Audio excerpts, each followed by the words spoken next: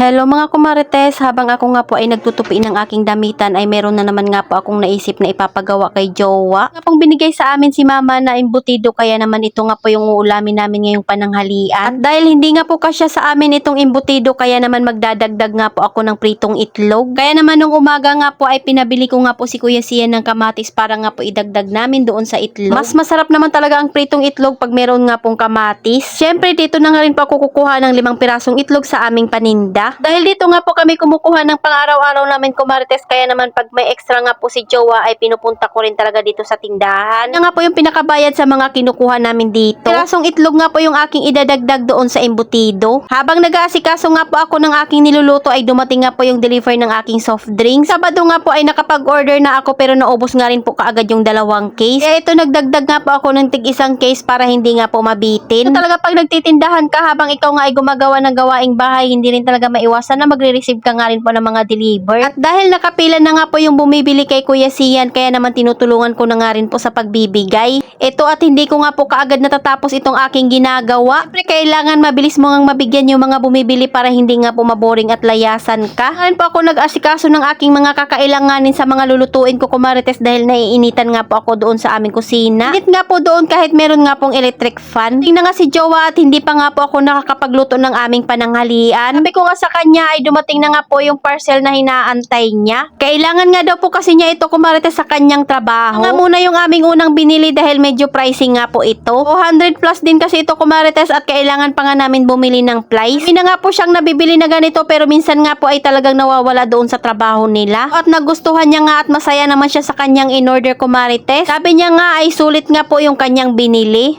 Ayan, at i-demo pa nga po niya sa inyo. 5 meters nga po yung in-order niya, at tiningnan niya nga po kung 5 meters ito. Habang siya ay busy nga po dyan sa metro niya, ako nga po ay nag-refill na muna. Tignan nyo naman kung gaano nga po kabilis maubos talaga itong aming soft drinks. Kaya naman hanggat maaari ay hindi nga po talaga ako nagpapaubos ng stock. Tapos kung nga pong mag-refill ay balik na naman nga po ako doon sa aking niluluto. Siyempre, at itong multi-cooker nga muna yung aking gagamitin. Dahil pwede ka rin naman magprito dito. Hawa na kasi yung aking mga non-stick na kawali dahil lumuluma na nga po talaga, dahil yun nga po yung ginagamit ko araw-araw. Kaya naman sa 300 plus nga po nito kumarites ay sulit na nga po yung gamit ko. Sulit nga lang po ito kumarites dahil ni number 2 ko na nga po kaagad para mabilis nga pong makaluto. Dahil si jowa nga po ay papasok pa iyan sa kanyang trabaho. Madalas talaga pag tanghali ay yung madaling lutuin lang yung aming inuulam. Ako na nga muna yung kamatis bago ko nga po ilulunod dyan yung itlog. Kung nga lang po ito ng kaunting patis para mas malasa nga po talaga itong aking niluluto. Kung naluto na nga po yung pinakakamatis, ayan, at nilunod ko na nga rin po yung itlog. Yan naman kung gaano nga po kabilis ito makaluto. Minuto nga lang po ay tapos na nga rin po akong magluto. Ngayon nga ito sa inyong bahay kumarites, kung naubusan nga po kayo ng kalan ay pwede nga rin po itong gamitin. Ayan, at nakapagluto din naman kaagad ako. Kapasok nga ni jowa sa trabaho ay inayos ko nga po yung aking damitan. Habang ako nga po ay nagtutupi, naisip ko nga pong lagyan iyan ng shelf or yung mga patungan ng damit para hindi nga po natutumba itong aking mga damit kahit kakatupi ko lang at kakaligpit. Gawin nga po habang siya ay nagkakape, sinabi ko nga po sa kanya yung plano ko. Pero sabi ko nga sa kanya kahit wag na muna ngayon. Pero ayan, at ginagawa niya na nga kumarites. So nga pong gagamitin niya ay lamesa nga po na maliit doon sa dati naming higaan. As nga po namin ito, pero hindi nga po namin tinapon. Ito nga po, at pwede nga daw po ito gamitin. Ayan, inuumpisahan niya na nga rin po itong baklasin. Iba nga po ito dahil ito nga po ay panel. Galing nga lang din po ito sa kapitbahay at patapon na nga rin po nila ito. At dahil sabi niya nga pwede pa nga po itong gamitin sa bahay namin, kaya ayan, inuwi niya nga po iyan. Habang siya nga po ay gumagawa dito kumarites, nagsasounds nga rin po siya sa cellphone niya. Ayan, at sinusukat niya na nga po kung gaano nga lang po kalaki yung kanyang babawasin. Yun naman, at tuwang-tuwa nga po talaga siya sa kanyang metro at naka-display pa dyan. Hirapan nga po ako sa aking damitan dahil sobrang taas nga po yung pagkakapatong-patong, talagang mabilis nga pong gumulo. I-slide nga po iyon palabas. Ay, ganito nga po kayo mga damitan at drawer. Naku, subukan nyo nang gawin ito kumarites, siguradong magugustuhan nyo nga. Hindi na nga kayo mahihirapan sa paggamit ng inyong drawer. Ito na nga po yung pinakauna niyang gawang shelves kumarites.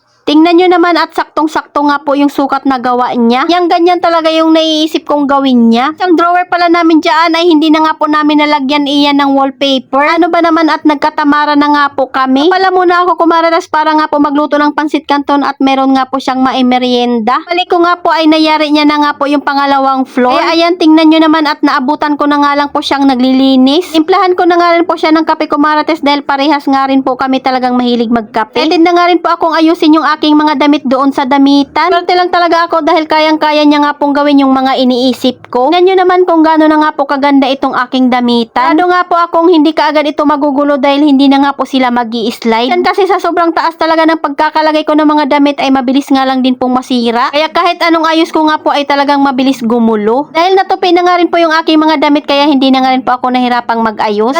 Lansan na nga lang po yung aking ginagawa. Sabi ko nga kay Jowa bago siya bumaba ay lagyan niya nga muna ng takip yung damitan ng mga anak ko. Din kasi talaga silang drawer ko Marites dahil yung ginagamit nga po nila ay patapon na nga rin po iyon sa kapitbahay namin. Ayos nga lang po iyon ni Jowa para maging damitan. O di ba kahit saan nga po ako maglagay ng damit ko Marites ay hindi na nga po siya natutumba. Yun na lang talaga at supportive nga rin po si Jowa sa aking mga plano dito sa aming munting bahay. Ano ko na rin talagang ayusin nga po kahit papaano itong taas namin kahit pa DIY nga lang muna. Siyempre at wala pa nga po kaming pang materyales. Tignan nyo naman kung gaano nga po kaayos ang pagkakalagay ko ng damit dahil hindi nga po sila natutumba. Hindi na nga po sila nag-i-slide dahil hindi na nga po sila sobrang taas. Kaya kung kayo nga po ay may mga drawer na ganito ay subukan nyo na. Tuwang-tuwa talaga ako sa aking damitan dahil lagi na nga po itong magiging maayos. Pinakagitna nga ko Marites, dyan ko nga po ilalagay yung aking mga shorts at yung aking mga crop top. Nga po ilalagay sa pinakalikod yung hindi ko nga po madalas na ginagamit. Ito naman nga po sa harap ay yung madalas ko nga pong sinusuot. Tayong mga nanay talaga sa simpleng pag-aayos lang ng ating damitan ay talaga namang masaya na tayo. Habang gumagawa nga po si Jowa dito sa aming damitan, inaayos ko nga po kanina yung mga damit ng mga anak ko. At yung damitan na nga lang po ni Jowa ang hindi ko pa naaayos. Ayan at mapapadali na nga po ang kuha ko ng aking mga damit at hindi na nga rin po ako mag-aalala na paulit-ulit yung aking nasusuot. Ano ba naman kung ano nga lang po yung sa ibabaw, ayun na nga po yung paulit-ulit kong ginagamit. Siyang-kasya nga lang po talaga yung mga damit ko Marites. Mga halaman ko po pala doon sa may terrace ay pinababa ko na. Dahil yun nga po yung next kong lilinisin dito sa taas ng bahay namin. Puting lamisa nga po dito ay balak ko nga pong ilabas yun doon sa terrace. Ayan na nga po yung after ng aking damitan at ang ganda na nga po ng pagkakaayos. Ito naman nga po sa mga anak ko. So ayun lang muna Marites. Salamat sa panonood. Follow for more. God bless us. At sana share nyo na nga rin po itong aking video.